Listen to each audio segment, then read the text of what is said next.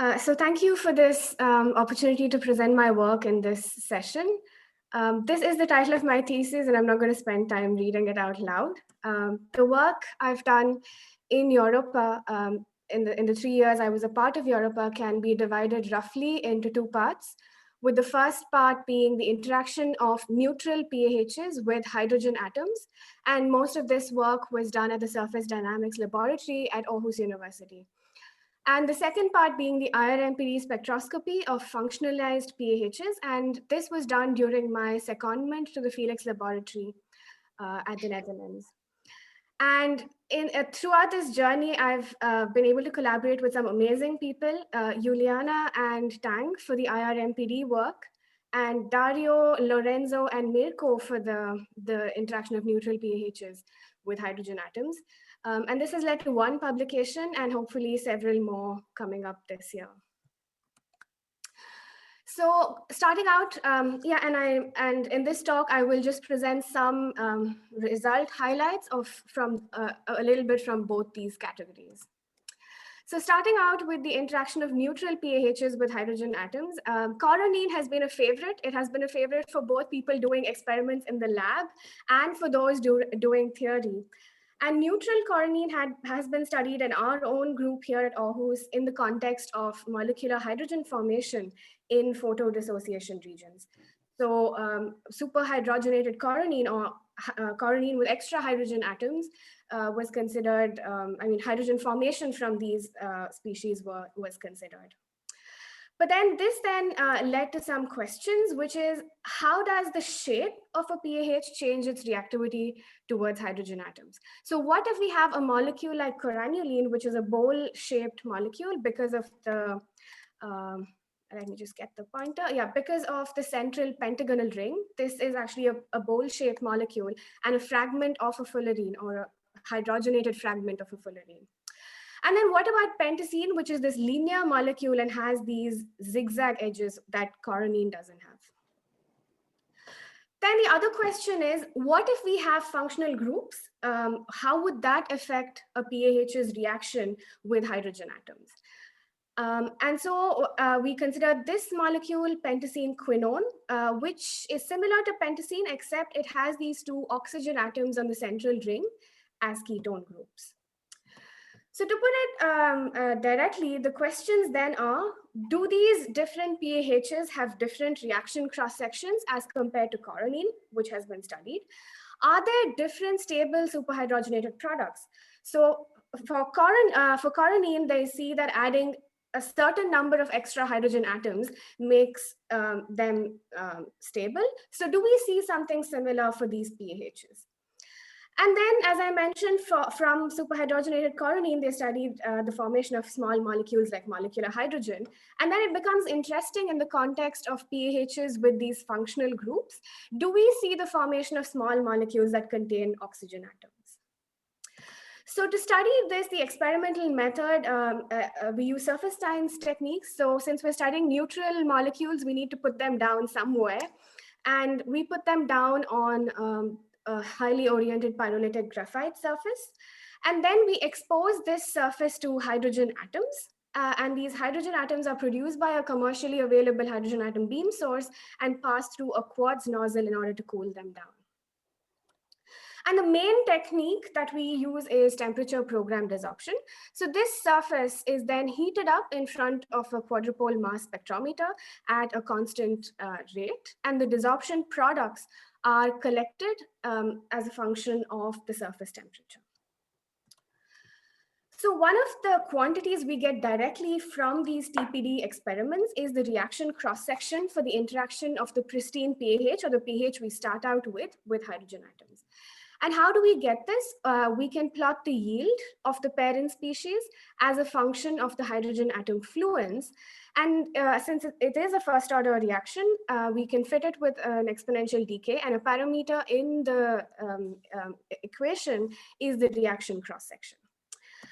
And so this here shows the reaction cross-sections for coronene, pentacene, pentacene quinone, and coranulene.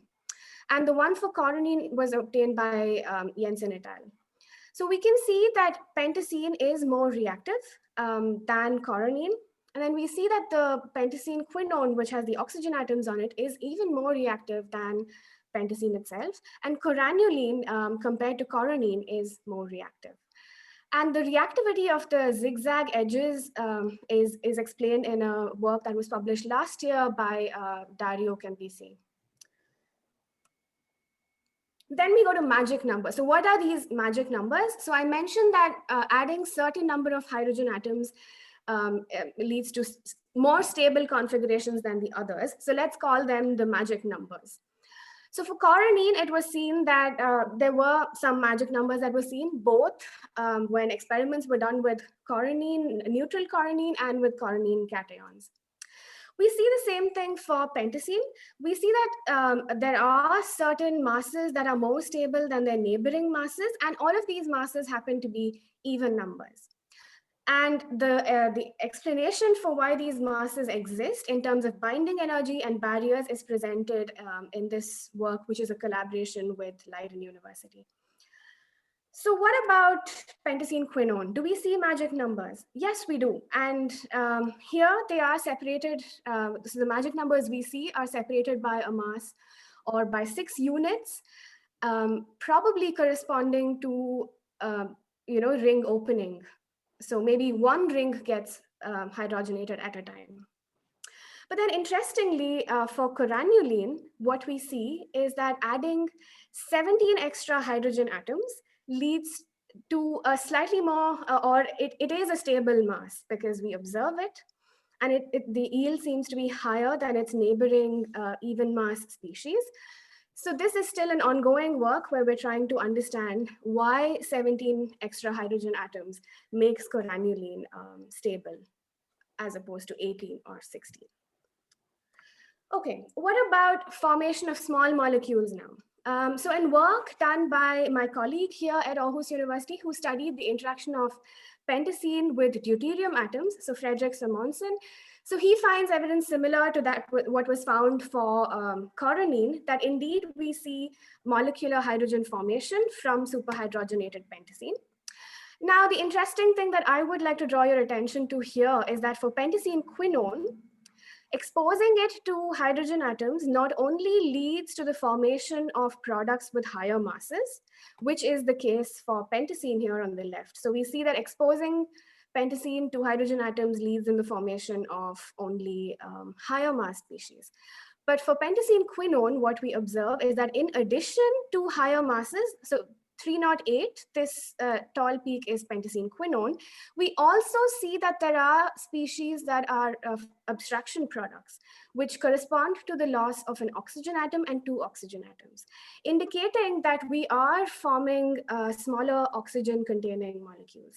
Of course, from the TPD measurements themselves, we can't understand exactly what the chemical structure of these abstraction products are.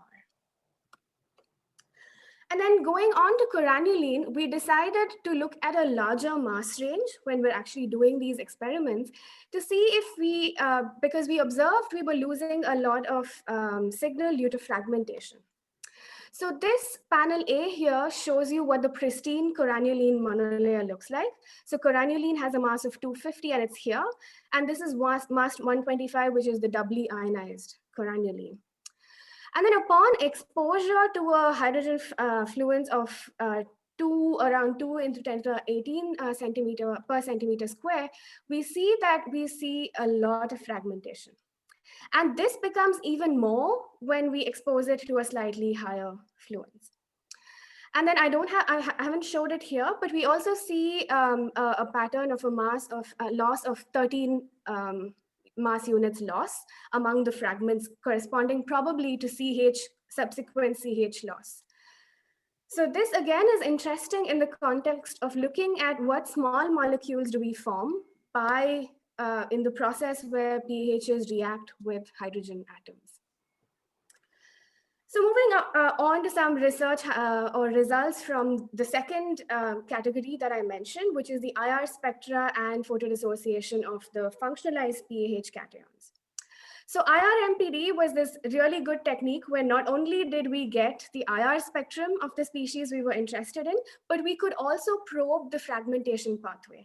So killing 2 birds with 1 stone, literally. So the good thing about the setup that we worked at, headed by Professor Omans, is that not only can we create the ion of the species, the pH we were interested in, but we could also dissociate or fragment that ion by using collision-induced dissociation, and then trap that fragment and then get irradiated with the free electron laser and get its IR spectrum.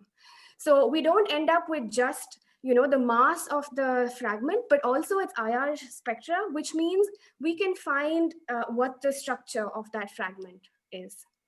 And this is an ongoing collaboration with both Juliana and Tang, who is here at Aarhus University. So here is the IR spectrum of pentacene quinone, the protonated version of it, and the protonated version of pentacene tetrone. So you're already familiar with pentacene quinone, and pentacene tetrone here has 4 oxygen atoms as ketone groups. And though this is interesting in itself, what is even more interesting for me, because I'm looking at small molecules forming from pHs, is the fragmentation pattern.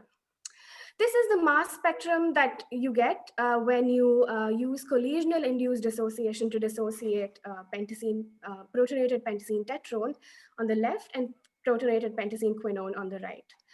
So we see there are masses that correspond to sequential loss of the CO groups. And also there's this mass 294, which corresponds to a sequential loss of CO2 from pentacene tetrone. We see something similar for the protonated pentacene quinone as well, where we see a fragment that corresponds to a loss of CO and 2CO. And we have their IR spectrum, and work is still in progress to identify whether it is CO loss, what is the structure of this fragment. So in conclusion, in the work I've done as a part of EUROPAH, I can say that PAHs of different configurations can be superhydrogenated to large degrees. However, there are barriers as indicated by the magic numbers that we see. And that shape and curvature do affect PAH reactivity. So we see that zigzag edges are more reactive, or that a curved PAH like coranuline is more reactive than a planar PAH like coronine. And that functionalization affects PAH reactivity and fragmentation. So PAHs could be important for top-down chemistry, not only in the way neutral PAHs react with hydrogen atoms, but also via photodissociation. Thank you for your attention, and thank you to a lot of people whose work has been a part of this and the collaborations. And thank you to everybody in EUROPAH for your friendship and for the scientific collaborations. Hopefully this will carry on for many more years to come. Thank you.